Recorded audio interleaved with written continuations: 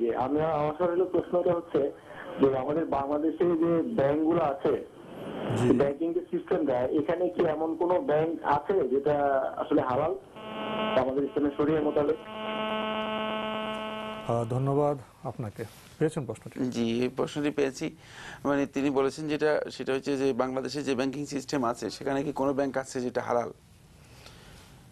আমি যতটুকু জানি বা যতটুকু আমার মানে স্টাডি রয়েছে, যে ইসলামিক ব্যাংকিং যে সিস্টেমটা রয়েছে এই সিস্টেমে ক্লায়েন্ট সম্পূর্ণরূপে সুদমুক্ত, ক্লায়েন্টরা সম্পূর্ণরূপে সুদমুক্ত এবং তাদেরকে সুদমুক্তভাবেই মোদারাবা এবং মোশারাকার পদ্ধতিতে আরও বিভিন্ন যে সমস্ত শরিয়ার মানে ব্যবসায়ের যে পদ্ধতি রয়েছে, মানে সেই পদ্ধতির মাধ্যমে মূলত সেখানে তাদেরকে মুনাফা দেওয়া হয় থাকে, লভ্যাংশ দেওয়া হয় থাকে, সেখানে তাদেরকে কোনো ধরনের ইন্টারেস্ট দেওয়া হয় না বা সুদের কোনো সম্পৃক্ততা নেই। সুতরাং এই অর্থ যদি মানে সঠিকভাবে সেটি পরিচালিত হয় তাহলে অবশ্যই মানে এই খাতে মানে কিছু ব্যাংক রয়েছে যেগুলো হালাল হবে, এতে কোনো সন্দেহ নেই।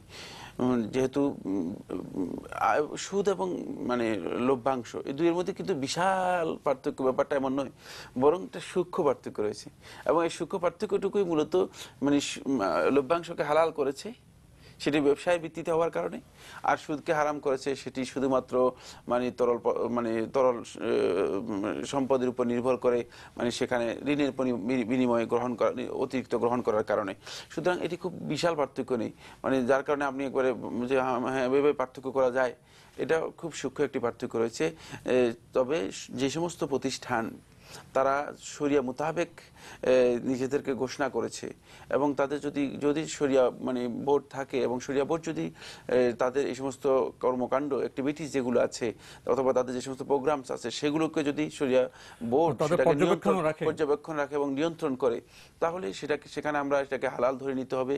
এবং এক্ষেত্রে অতিরিক্ত মানে আমাদের দায়িত্ব নয় যে মানে এটার উপর আমরা অতিরিক্ত যে কিভাবে হালাল কখন হালাল এটা আমাদের বিস্তারিত গবেষণা করার প্রয়োজন নেই, তাদের গবেষণার উপর আমরা যথেষ্ট মনে করব। এটাই হচ্ছে মূলত শরিয়ার বিধান। সেক্ষেত্রে যদি কারো ব্যক্তিগত মানে ইন্টারেস্ট থাকে তিনি সেটা ভালোভাবে গবেষণা করে নিতে পারেন, জেনে নিতে পারেন, এটা তার ব্যক্তিগত বিষয়। কোনো প্রতিষ্ঠান যদি তাদের কার্যক্রম কোনো ত্রুটি করে থাকেন সে দায়িত্ব তাদের হবে, তাদের। জি, আমরা আরেকটি